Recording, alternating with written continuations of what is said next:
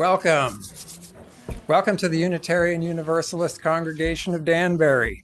My name is Todd Zagorek. My wife Melanie and I have been coming here for 14 years now because somebody invited us. So don't hesitate to invite people because sometimes they come and sometimes they like it.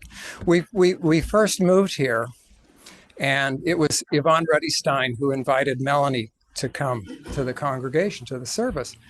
And she did. I didn't at first because I felt like I had already attended more than enough church meetings for one lifetime. But Melanie had a great time and she told me she thought I would like it. So I came and I gave it a try and I found that it was interesting and I did like it. And I really liked the people that I met. I mean, we made friends here. And that made all the difference. It gave us more of a sense of community in what was to us a strange place. So if you know somebody who you think might be interested in the services, by all means invite them because it does make a difference. Anyway, it's time now to silence your phones. And I guess I should do the same.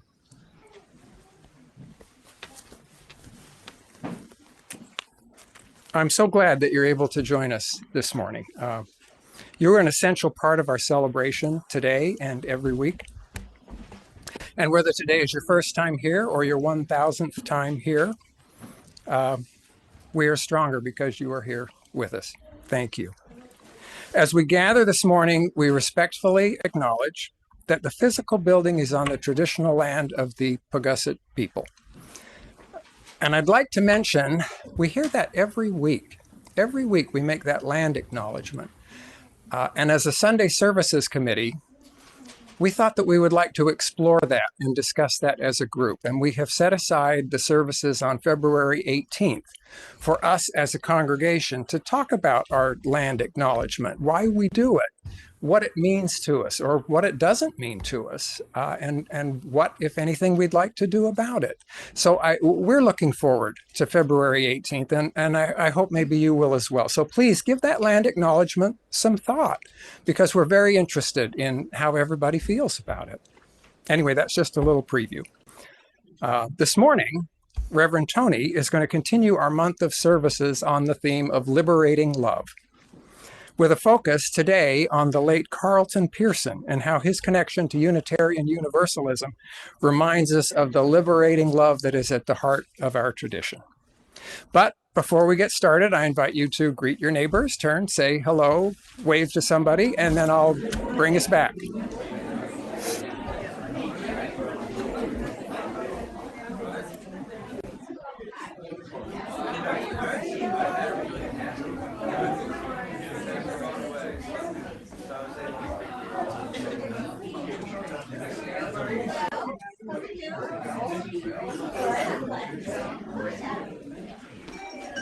This is the first time I've seen that. The other was 7 in our part. Welcome back again. You can continue those conversations after the service. I hope you will.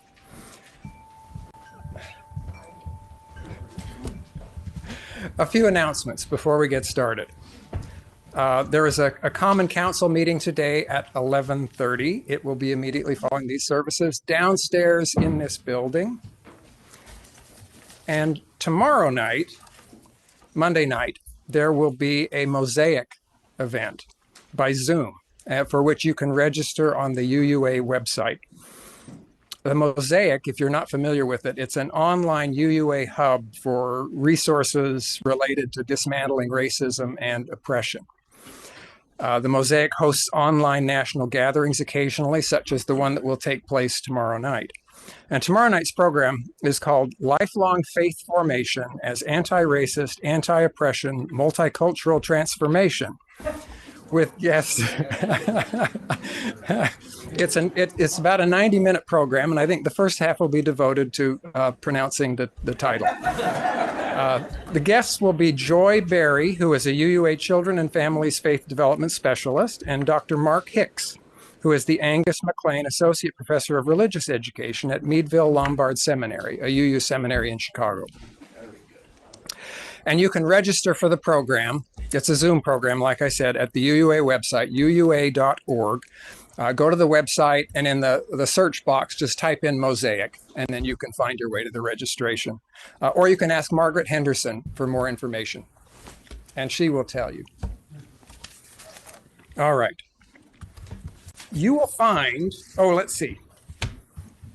The Board of Trustees has convened a task force to reimagine our entryway in this building, to try to make it nicer and more functional, to make it work better. If you've got any ideas that you would like to share, any comments on that entryway, any thoughts for how it might be better, more attractive, more inviting, more functional, please share them with a member of the task force. Those members are Keith Henderson, Nancy Cullen, Jeff Asher, Suze Shaner, and Randy Becker.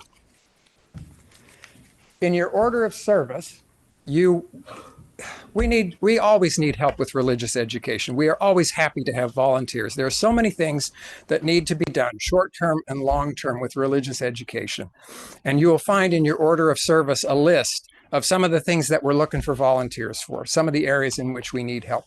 Please take a look at that and think about whether that's something that you would like to do, something you would enjoy doing. I worked in religious education for several years, and I really had a good time. I enjoyed it, and I think you might too. So please take a look at that. There are other announcements in the order of service. Please take a look at that, as well as the weekly email newsletter that goes out. And there's an events calendar on the website too for more information.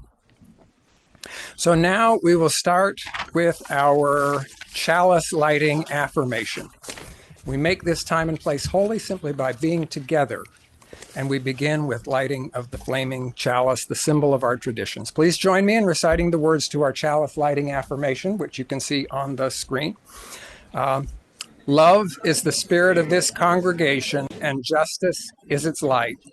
This is our covenant, to dwell together in peace, to seek and speak the truth in love, to help one another and celebrate life. Now please rise as you are able and join in singing our hymn of welcome. What wondrous love is this? It's number 18 in the gray hymnal, and the words are also on the screen.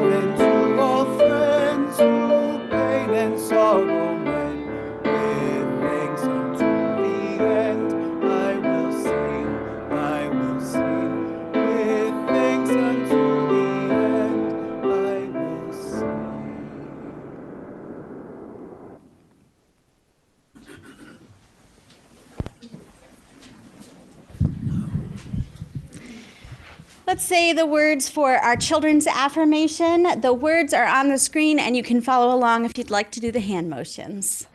We are Unitarian Universalists. We are people with open minds, loving hearts, and helping hands. We care for the earth and each other. I've been trying to find out exactly where today's story comes from. It's attributed as a 13th century Japanese Zen story. It's called The Empty Cup. Are you ready for a story? All right, here it is. Once upon a time, there was a wise Zen master. People traveled from all over the place to seek his help. In return, he would teach them and show them the way to enlightenment. On this particular day, a scholar came to visit the master for advice. "I have come to ask you to teach me about Zen," the scholar said. Soon it became obvious that the scholar was full of his own opinions and knowledge.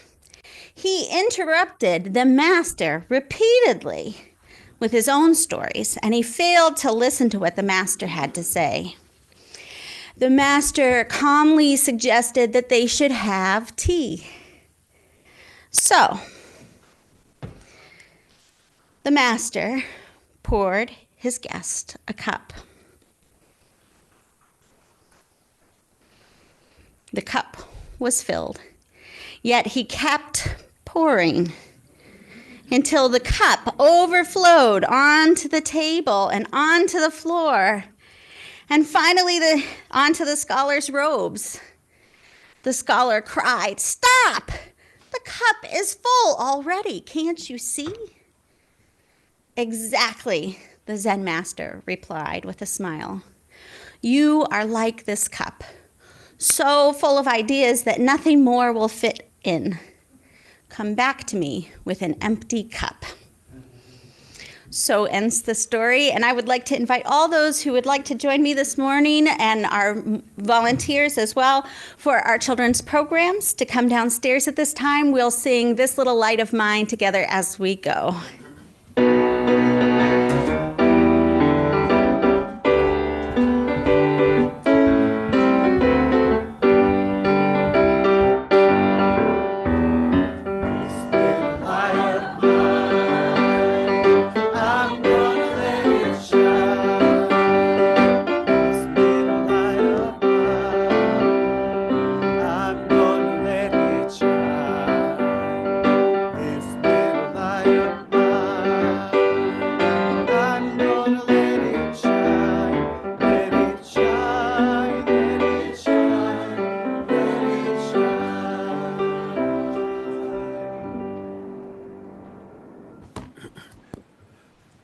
Our theme this month is liberating love. And love is such a wide-ranging word in English.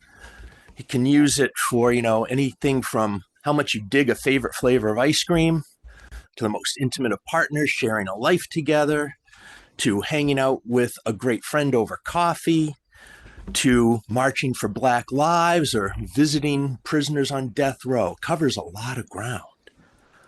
But of all the things love is, when it's real, it's liberating. It's freely given and can set people free from emotional captivity. Love is the motivating force that lifts oppression, inspires peacemaking, and helps us create a just and equitable society. You can't love anyone and at the same time ignore the things that harm them and hurt them, whether those things are personal or systemic. When we gather here, we support each other with liberating love, love that builds and enhances and sustains community, a love that enlivens and empowers, a love that inspires and cares for and champions, a love that is real. I invite you now, in that practice of liberating love, to share milestones. First silent, placing stones in the water, and then we'll recognize people for brief spoken miles. These milestones and all those left unspoken will enter into a prayerful silence, then we'll sing "There Is a Love."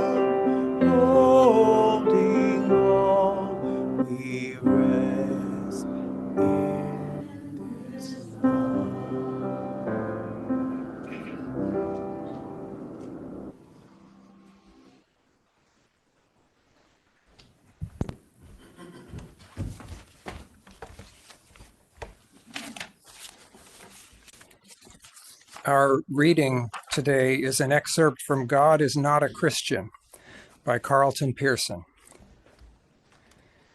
To this day, an emotionally infantile God remains in power, a fear-based aberration produced by fevered imaginations, promoted by those who understand how such a deity can be used to gain and consolidate power over believers, and protected by flocks of billions who refuse to question their damning God for fear of their own damnation, or out of an even greater immediate terror of social and cultural isolation. But I argue that it is precisely this image of God, an infantile, simplistic, ridiculous notion of the sublime power that underlies the world, that is destroying civil religion, fueling the rage of the angry atheist movement, and pitting science against the spiritual, at a time when we should be using every tool within reach to discover what it means to be human, and divinely human at that.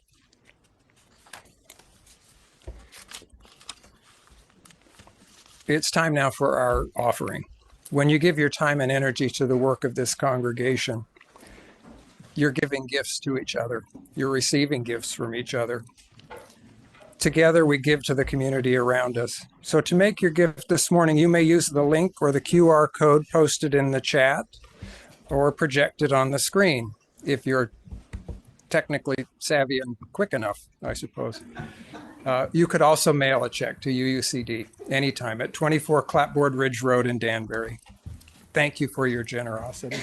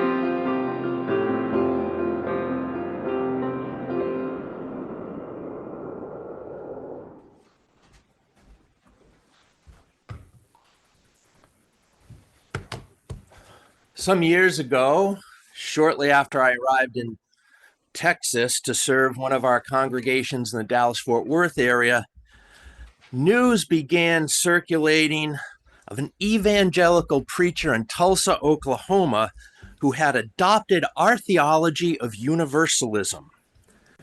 And having lost most of his congregation due to his more liberal theology, Carlton Pearson had taken up residence with the remnants of his followers at All Souls Unitarian Church in Tulsa. He was doing some of the preaching, and All Souls Tulsa now had an honest-to-God actual gospel choir. I thought this time of the month around the Martin Luther King holiday might be an interesting time to talk about him and his story, as Pearson passed away in November, and his story parallels King's in that they were both called to a truth they knew would bring them personal hardship, difficulty, danger, and possibly death. And before I get into my reflection, I'd like to share with you a little bit of Carlton Pearson's story in a little more detail. This information's from his New York Times obituary and an article from UU World Magazine in 2009. Pearson was born on March 19th, 1953 in San Diego. His father and grandfather were both Pentecostal ministers. He was raised fighting the devil, being slain in the spirit, and casting out demons. He became a preacher of the Church of God in Christ, one of the largest Black denominations. His Higher Dimensions Family Church, which he co-founded in 1981, was a multiracial church in a very segregated city and religion of evangelical Christianity. At its height, it had 6,000 members and averaged over $60,000 a Sunday on the collection plate. He instituted innovative ministries in nursing homes, prisons, and other things in and around Tulsa. He served on the board of Oral Roberts University. His annual revival held at the university drew over 12,000 people every year. 12,000. In 1996, he was watching a documentary on the Rwandan genocide and had a revelation. How could God send people to hell because they didn't accept Jesus? How could God not attend to the suffering of these people? And he reasoned that God couldn't send anyone to hell. Everyone is already saved in the love of God. Hell is what humans create for each other on earth by ignoring the needs of others and with their hatred and exclusion. He began to preach this, and he termed it the gospel of inclusion.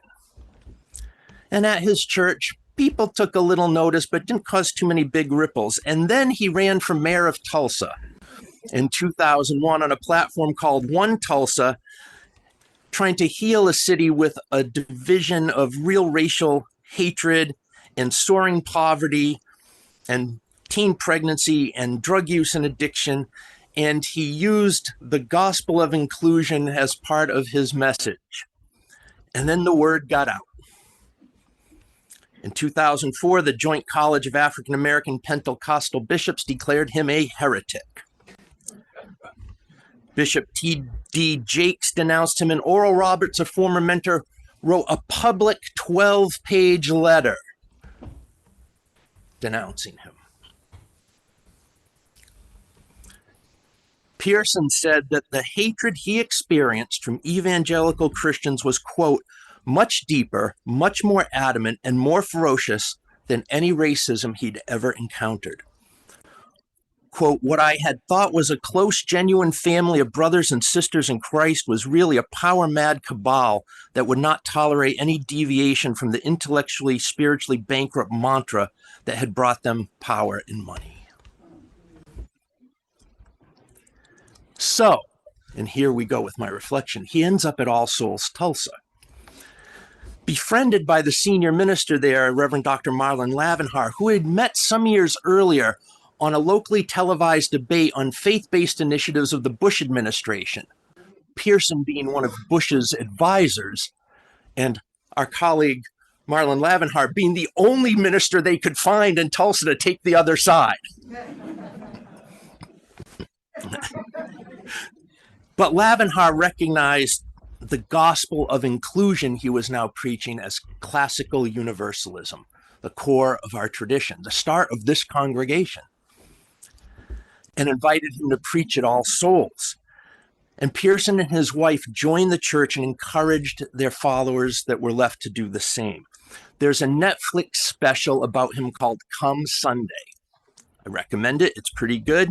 And a quick Google search on Carlton Pearson will give you more information than you were looking for. So I encourage you to look him up. Like Martin Luther King, Pearson had a defining vision. King's is famously sitting at the kitchen table late at night, lamenting, wondering, puzzling, at wit's end about taking on leadership of the Montgomery bus boycott because he knew what it was going to mean from that point on. And Pearson had the same experience watching a documentary on Rwandan genocide. Both were liberated by a powerful love of others in that moment of call. Love for their God and love for all people. Like them, I know many of you have had similar experiences coming forward out of a hateful, hurtful, maybe even spiritually abusive religious practice or religious tradition to end up here in Unitarian Universalism.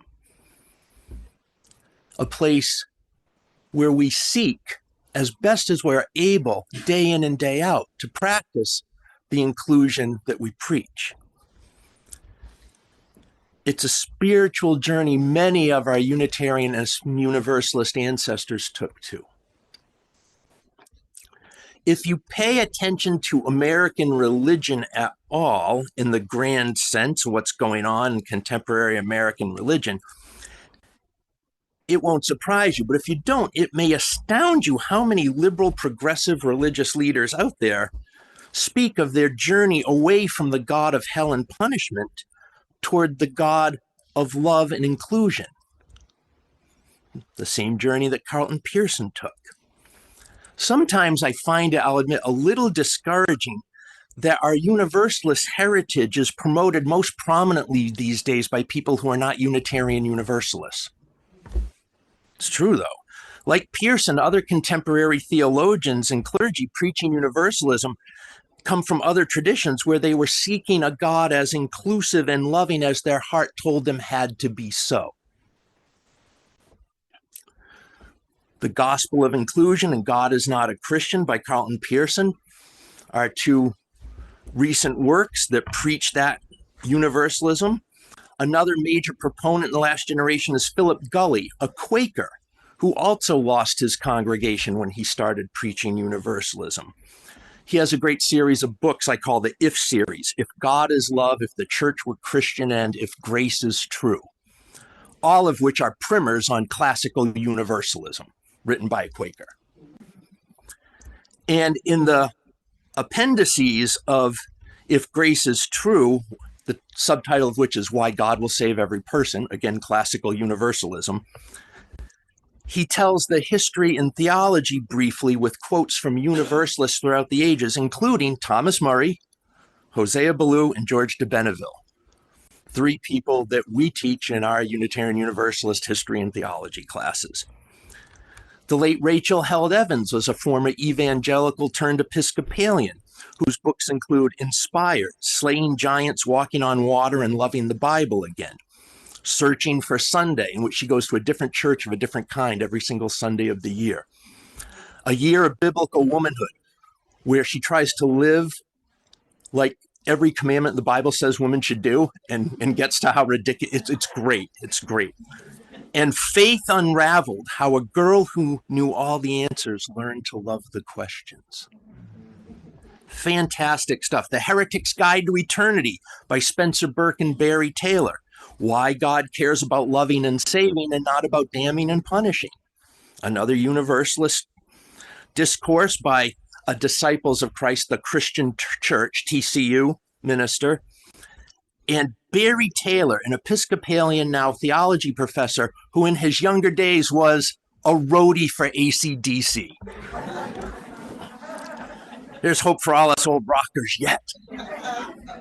Rob Bell, now an author and musician, wrote his 2011 New York Times bestseller, Love Wins, about why a loving God doesn't send people to hell. Classical universalism. Nadia Bowles-Weber is a Lutheran priest and best-selling author. Her books are Pastrix, The Cranky, Beautiful Faith of a Sinner and Saint, Accidental Saints, Finding God in All the Wrong People, and Shameless, A Sexual Reformation, which so good could be required reading for high school level. And there's more. That All Shall Be Saved, Heaven, Hell, and Universal Salvation by David Bentley. Her Gates Will Never Be Shut, Hell, Hope, and the New Jerusalem, and a More Christ-Like God by Bradley Jersak. All Shall Be Well, Explorations in Universal Salvation from Origin to Moltmann by Gregory MacDonald. Raising Hell, a good one, R-A-Z-I-N-G, Raising Hell, Rethinking Everything You've Been Taught About God's Wrath by Sharon Baker. It goes on and on and on. All of these within the last generation. Major best-selling works of popular theology. All our Universalist theology. Not one of the authors a Unitarian Universalist. But there's a lot of good stuff out there. And I think one of the reasons Unitarian Universalism is small today is we won. All those people didn't have to stop being whatever they were to adopt our Universalist theology anymore. I think a couple of these authors would be Unitarian Universalists, maybe, but they all would have fit right into the Universalist Church of America that was this congregation's founding heritage.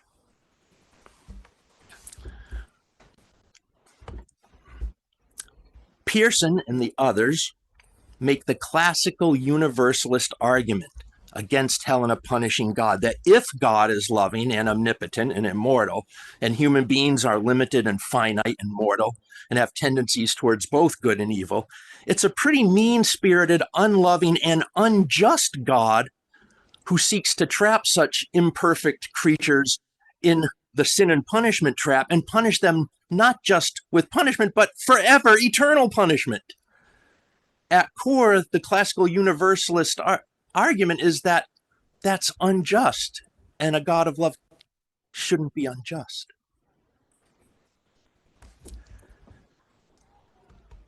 Once a kind, loving, compassionate God is part of your theology, your heart has to expand with it. It amazes me that the hurtful, angry, vengeful, punishing, damning God is so much easier for people to believe than the God, than the God who's full of love. Why do people want the God who's elf on the shelf? Santa Claus is Coming to Town is an anti-universalist song, by the way. Study the lyrics. People seem to want the evil, unjust God and not the loving God. And this has always puzzled me. And then recently I heard a program on the radio that gave me a little bit of insight into why that might be so. I happened to catch an interview with Clint Smith, the author of How the Word is Passed, on the radio. And he's a writer for The Atlantic, and he goes to all these sites, Monticello, Louisiana plantations, all these places in the history of American slavery, and sees what they teach about it at these places that are, living museums and monuments and all this, and has conversations with people and talks to them about his experience as a Black man encountering these sites. One of the things he talks about in the book, and he mentioned on the interview, was a Civil War cemetery, where he went up to a Civil War reenactor after an event that had taken place, and the man told him, and he's very tender with this guy's story, told him about how his grandfather used to bring him to the gazebo in the cemetery as a young boy and tell him the stories of the Old South and the glory and these brave men dying, and taught him to play the banjo and Dixie. And Clint Smith tells him, well, my experience of this place is a lot different. Would you like to hear it? And the man said, oh, no, this is not about slavery. And Clint Smith reflects that for this man, it can't be about slavery. All that was in this man's story was love of his grandfather, respect for his grandfather, honoring what his grandfather had passed on. As incorrect and unreasonable as it can possibly be when you look at the reality of the situation, it was the emotional bond that blocked out the reasonable arguments of actual history. And Smith talks about how he couldn't make that emotional leap out of grandfather because it would have hurt him too much, would have been such a strong betrayal, such a loss. It doesn't make it right, but listening to Smith talk about this as a Black man was really powerful, about how much he felt this guy's emotion and the crack in this guy's soul changing his mind would have brought. And I wonder if that isn't the same type of thing going on with so many people who continue to believe in, hold on to, and follow the mean, hateful, vengeful, punishing, unjust version of God that is so common in Orthodox theologies. That to turn your back on that is to turn your back on the way your parents and your grandparents and their grandparents taught you about what and who God is. Again, I don't know if that's right or wrong, but it certainly makes it a little more understandable how people hold on to something that's hurtful instead of being open to something that's loving. Pearson had a congregation of over 6,000 people. 200 followed him to All Souls Tulsa. How do all those people stay with the hate and punishment and vengeance instead of the new vision of love and inclusion? There's more to it than just reasonableness. And until we can figure out a way to reach that emotional center, that bonding, that love they have for what they were taught, who they are, where they come from, that they're not wrong. It's that reverse shaming, right? You are not someone wrong. Your ideas are a little crazy, but you're not someone wrong. How do we figure out a way to do that? And Pearson had to encounter that. And when I was listening to Clint Smith, I was like, that was right in the same thing I was thinking of, why it's so hard to let go of that punishing God. Coretta Scott King has said she and Martin attended Unitarian services sometimes while he was studying at Boston University. King himself noted, however, that he would never become a leader in the Black church from a liberal denomination. That same dynamic at play. He wouldn't have that tradition, that respect, that I understand where you're coming from, to lead a church, never mind a movement from that place. Even though much of what he ends up preaching and talking about and teaching about is that liberalized inclusion. When Pearson's congregation dissolved and merged into All Souls Tulsa, it was not seamless for either side. It was rather difficult. One thing the former Black evangelicals had to learn to deal with was how many homosexuals and lesbians and other queer people were in the congregation. But Pearson talks of his struggle and says how even that was broken down by the finding that God of love that said, if that gospel is really of inclusion, it means everybody all the time. And so they learned and grew. And the people at All Souls Tulsa had to learn to access their religious way differently. They had to get comfortable with amens and preach it, brother, and all kinds of other stuff from the pulpit and the pews. Not to mention a regular overt dose of Christian theology and scripture on Sunday. That's a tough thing about inclusion. Inclusion isn't worth much if it doesn't include everybody. Love isn't much good or liberating if it comes with conditions or is transactional. A friend of mine, Reverend Dr. Kelly Murphy Mason, says that she's become uncomfortable with the standing with the side of love, answering the call of love language that we use. And she says, been uncomfortable with the verbiage because it sounded as though we had somehow made love itself a partisan issue, as though people who agreed with us on matters of public policy, say, or candidates for higher office or theology, were plainly loving, while those who did not were obviously hateful and on the other side. Kelly's a friend of mine. I'm not sure I totally agree with her, but when I read this, it really made me think. Really made me think. How do we find a way to practice the liberating love that includes everybody, even the people we disagree with? One of the things Dr. King was famous for was saying he was glad Jesus told us to love our enemies, because he would say, quote, I must confess, there are some people I find it pretty difficult to like. But Jesus said, love them, and love is greater than like. Love is understanding creative goodwill toward all people.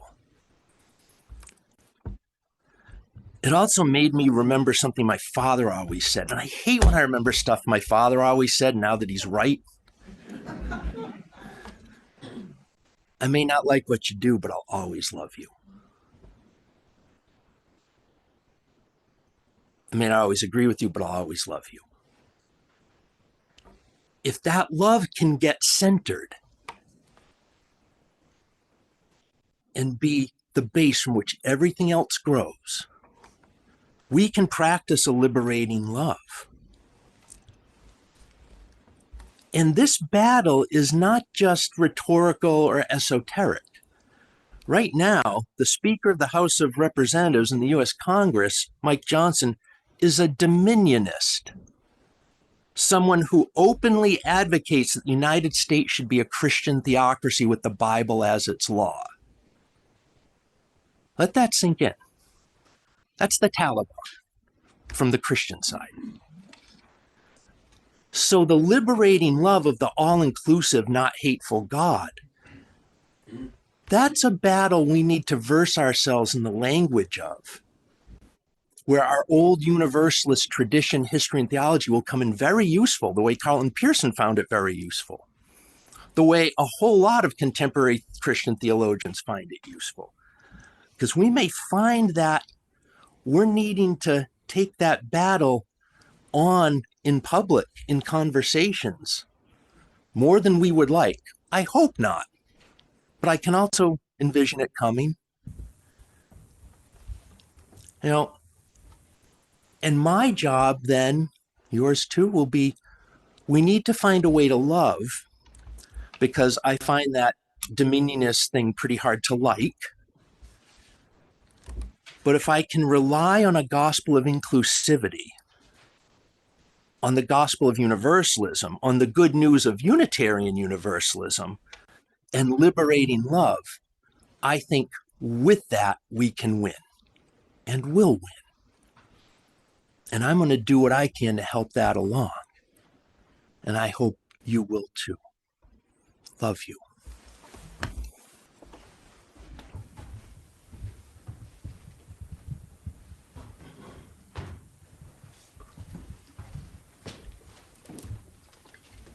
I invite you to rise at your willing, able, or body or spirit and sing with us our closing hymn of celebration.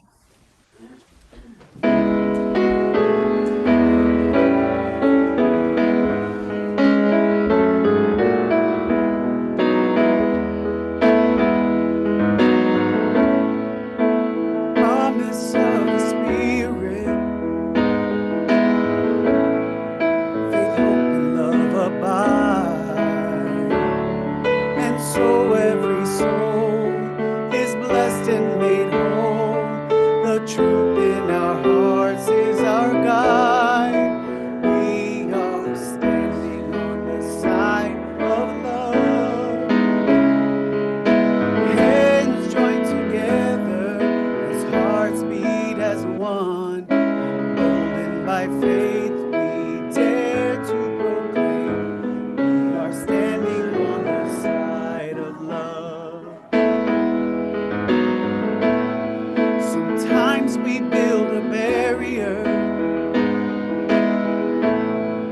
to keep love tightly bound, corrupted by fear, unwilling to hear, denying the beauty we found. We are standing on the side of love. Hands joined together as hearts beat as one, emboldened by faith, we dare to proclaim we are standing on the side of love. A bright new day is dawning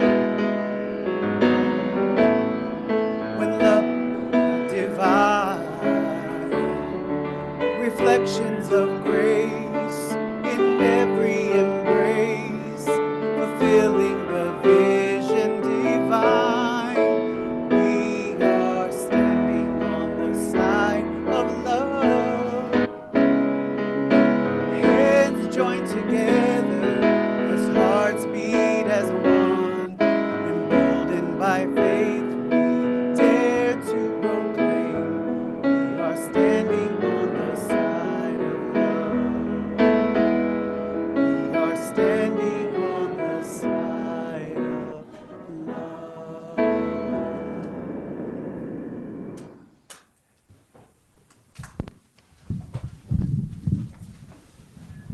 Please join me in the words for extinguishing our chalice. We extinguish this flame, but not the light of truth, the warmth of community, or the fire of commitment. These we carry in our hearts and out into the world until we are together again. Thank you.